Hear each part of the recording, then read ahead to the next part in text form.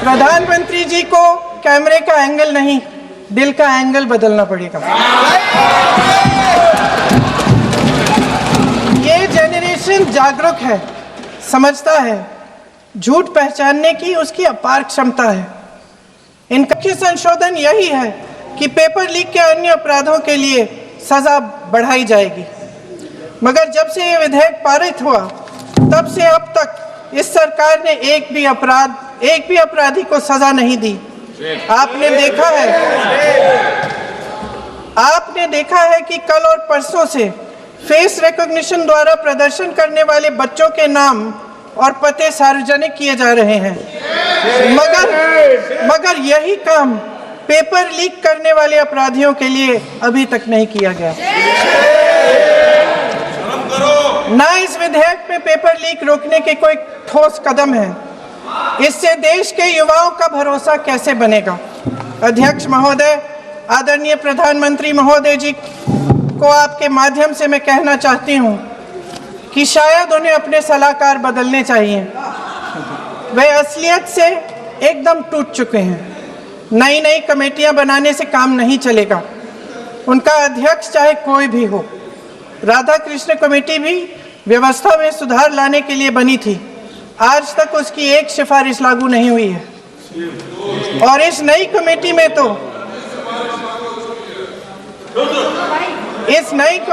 तो एक x-IB chief,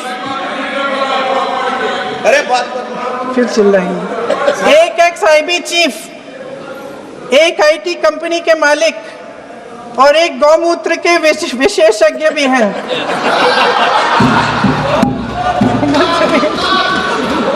तो सच है क्या? इन्हें शिक्षा के बारे में क्या पता जी?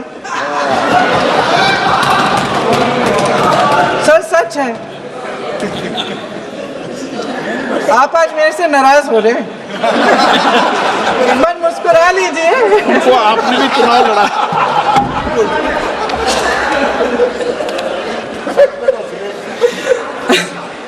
सर, फास्ट ट्रैक कोर्ट्स का रिकॉर्ड पहले से ही बहुत खराब है। वैसे भी कल की सुनवाई में सीबीआई का वकील पेश ही नहीं हुआ। संसद में विपक्ष को दोषी ठहराने से, खोखले राजनीतिक खेल खेलने से काम नहीं चलेगा। आप जेन जी का भरोसा वापस जीतना चाहते हैं तो नए एंगल से, अपने फोन से नए वीडियो बनाने से नहीं होगा।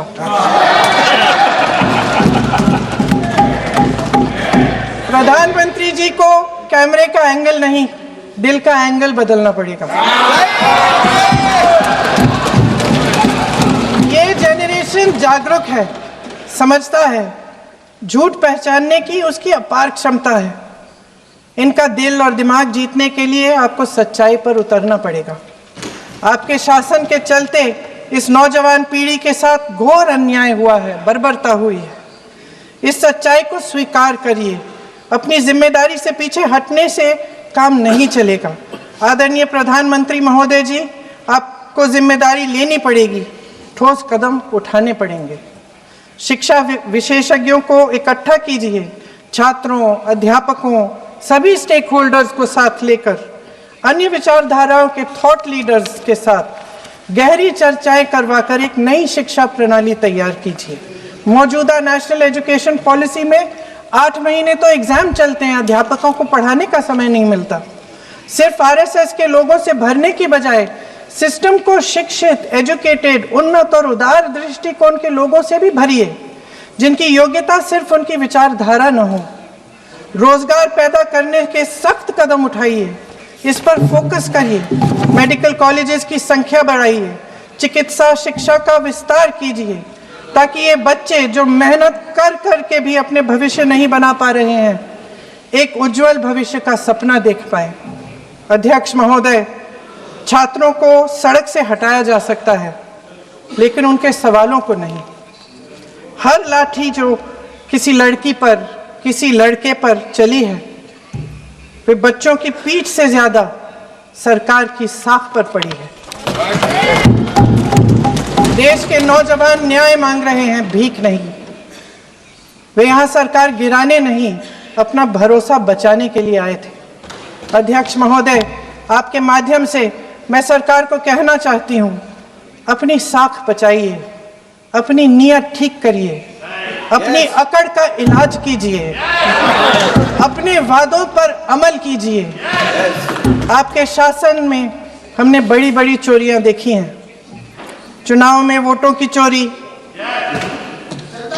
राम मंदिर में चंदा की चोरी, आपके उद्योगपति मित्रों द्वारा देश की संपत्ति की चोरी, किसानों की जमीन की चोरी। लेकिन सबसे बड़ी चोरी, हाँ ठीक है, सबसे बड़ी चोरी तब हुई, कहिए बोलिए।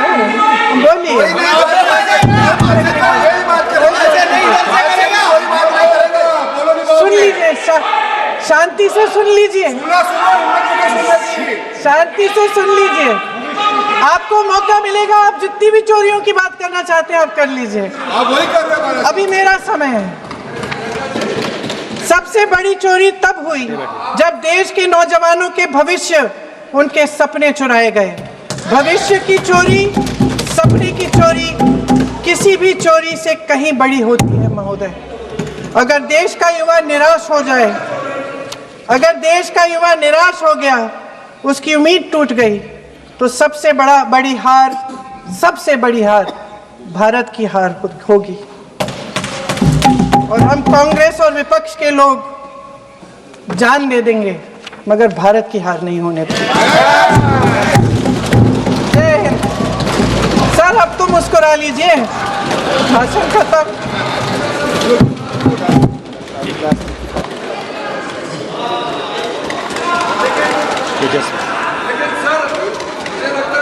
जी ने राहुल गांधी जी का स्पीच का चोरी कर लिया है, वो पूरा ड्रामा।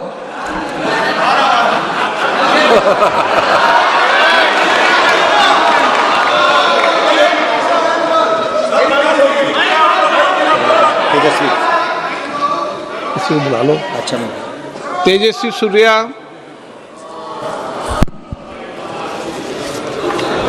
धन्यवाद स्पीकर सर। एक बहुत महत्वपूर्ण और संवेदनशील विषय पे बोलने के लिए आप मुझे मौका दिए हैं। अध्यक्ष महोदय, पूरे देश के युवा इस संसद की ओर, हम सब के ओर देख रहे हैं। इस बहस से, इस चर्चा से क्या निकल कर आएगी। उस आम युवा जो घर से इस सदन को देख रहे हैं, उनको ये तूतू मेमे से कुछ फर्क नहीं पड़ता है। He is not concerned about किस सरकार में क्या हुआ, पिछले इतिहास में क्या हुआ, प्रदेशों में जब कौन राज कर रहा था तब क्या हुआ, उनको इससे कुछ फर्क नहीं पड़ता है। The student who is preparing for the next examination, he is more concerned about who is going to fix the system for the future, and he knows that this government under the Prime Minister Modi's leadership is trying to fix the system once and for all for the better for his future. अध्यक्ष जी, education इस देश में एक ऐसा महत्वपूर्ण ladder है समाज में आगे बढ़ने के लिए, सक्सेस पाने के लिए।